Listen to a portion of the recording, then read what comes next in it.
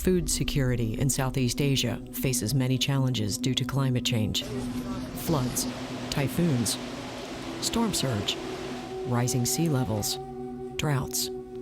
Increased temperatures form a myriad of issues that require urgent solutions to ensure even humanity's most basic food, rice, are met.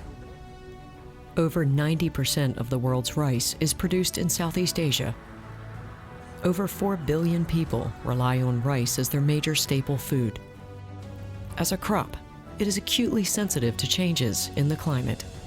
Can science and technology work together to deliver a sustainable food future? Across Southeast Asia, our stable climate system is changing rapidly. The atmosphere is warming at an alarming rate. Floods, droughts, typhoons are bigger, devastating millions of people, and the ice sheets are melting. All are having a critical impact on every aspect of life we rely on for our survival. Travel with leading scientists from the Earth Observatory of Singapore as they review data and research critical solutions to combat these critical challenges, which all require long-term thinking. Many people now know that climate change is real, that they see the data or they see the observations for themselves. What's needed now is a sense of urgency. We have, within the next decade, exceedingly important decisions to make. Climate Impact, Asia. What you need to know about food security. Travel with Professor Adam Switzer across Southeast Asia to understand critical factors influencing food security in the region. Let's think about this basic plate of rice. It's a staple food for many in Asia, provides 1/3 of the energy in the average Asian diet, and is the income source for more than 500 million people. The potential for rising sea levels is very real. The potential for changing cyclone genesis and typhoons in Southeast Asia is also very real. So what is the future of our staple foods like rice? And how do we address the uncertainty that we face in these changing times? From the Earth Observatory in Singapore to the International Rice Research Institute in the Philippines, scientists are collaborating across the region to work on drought and flood-resistant rice crops, new water-reduced agricultural methods, and climate-smart technologies. So people see rice as a crop, but rice is much more than a crop. This is a staple food for more than 4 billion people. And it's not only a crop, it's a culture, it's a food. It provides about 206 billion of economy. It's covering about 10% of the land of the total world crops. So rice is at the center of the food security, and that's why it's a very important food crop. The rice started as a staple crop. In the beginning, most of these countries were focusing on growing rice to meet their food consumptions. But after Green Revolution, when the productivity was increased, many of these countries like Vietnam, has taken next step to take rice for export. We are really concerned that in the climate change scenario, how we will not only protect the plate, but how we will make it sure that in future the plate remains full. And what is the big advantage of hybrid rice as opposed to inbred? Climate change is a threat at multiple levels for food security. It may affect the production stage, but also the distribution stage of food. So we need to look at all these aspects. So it can affect, for example, at production level, the soil, the way water will be provided, and therefore affect the yields. So that is what matters for farmers. So we want to know whether climate change, for example, will have an impact on yields, which will result in lower incomes for farmers if the yield decrease. From the distribution perspective, what really matters is whether farmers will have easy access to markets where they can derive their income. Extreme weather events, typhoons, for example, could cut off a number of regions where rice is produced from the places where rice is consumed. Roads, shipments may become impossible. So that will result in a shortage of supply of rice and an increase in prices that will affect consumers. While Professor Adam Switzer and his team are working to identify potential coastal hazards that could restrict access to markets from typhoons, storm surge, and sea level rise, Dr. Jean Bali and his team at IRRI are looking at new drought-resistant rice crops to ensure future food security. We know we have also issues with the link between water and soil and the way the nutrients could be released as during the cropping season. So that very much affects the quality of the grain that is harvested. And again, here climate change plays a role. So we are research that are ongoing on the relationship between, for example, an increase in temperature and grain quality.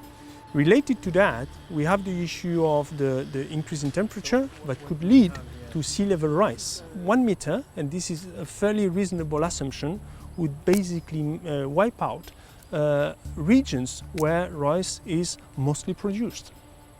And that would be dramatic for the overall balance of the rice economy. If rice crops across the region were wiped out due to a climate change event, like sea level rise, a super typhoon like Haiyan, a storm surge, or heat wave, IRRI holds a gene bank for all rice crops on the planet to enable communities to reseed. It's held in a restricted zone at -2 degrees Celsius. So we are now in the International Rice Gene Bank. This is our active collection where we keep our materials for storage. It is now at 2 to 4 degrees centigrade. So the materials here are for future use, and it could be requested by anybody who wants to use our germplasm. Only 9% of all rice grown in Asia is available for the export market. The bulk of the production is being consumed by people in the region.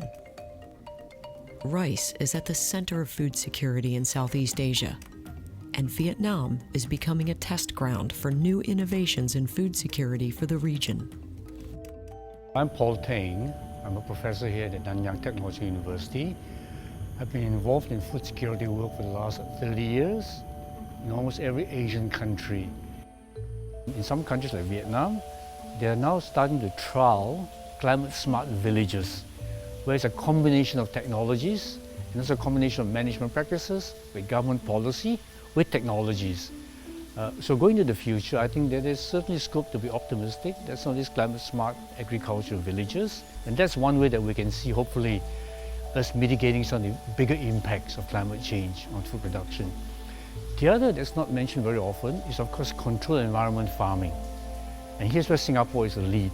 For example, plant factories, where vegetables are grown in stacked trays, but in a totally controlled environment, totally buffered from the external environment, where temperature is controlled, the humidity is controlled, even the amount of carbon dioxide is controlled together with nutrients. Many experts feel that going forward, as weather becomes more variable due to the macro-climatic factors, these controlled environment farming may become more important. And a small country like Singapore is hoping to play a major role in this, in developing the technologies that can help us buffer the variances provided through climate change. So working with Adam, we have been looking into the factors that influence rice productivity in the region. We are focusing now on Vietnam, which is a very important rice growing region in Southeast Asia. So on one hand, we are interested in climate impacts on rice production, but on the other hand, it's also important to look into man-made hazards and also natural hazards in combination and how they affect rice productivity. For example, these man-made structures like dikes and dams, while they are very useful to regulate water and also to prevent flooding in some of these rice-growing regions, they could also impede the flow of nutrient-rich sediments, which are very important for the fertility of the soil.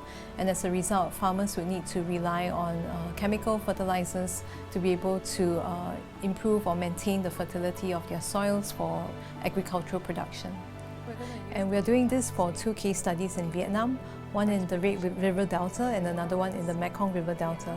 So deltas are very important regions for rice production, and we hope that what we have done will be able to be applicable to other deltas in Southeast Asia or in Asia in general.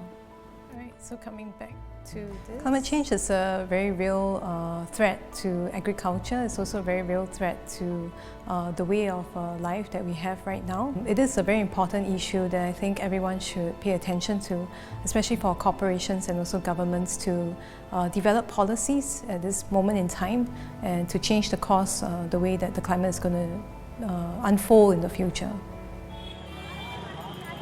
So when we think about staple foods like onions, peppers, rice, noodles, we need to think about what the future holds in terms of threats to them with changing climate, things like typhoons and flooding, and what sort of supply issues we might face for our staple parts of our diet.